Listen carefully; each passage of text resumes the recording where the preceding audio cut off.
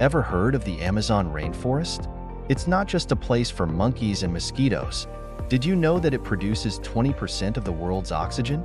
That's like the forest saying, "Breathe easy, folks." And get this, there are plants in the Amazon that can cure diseases. It's like Mother Nature's pharmacy. Oh, and the Amazon is so big that it has its own weather system. Talk about being the ultimate diva of forests. Plus, there are tribes living there who have never had a Starbucks latte. Can you imagine? So next time you think of the Amazon, remember, it's not just a jungle, it's a whole world of surprises.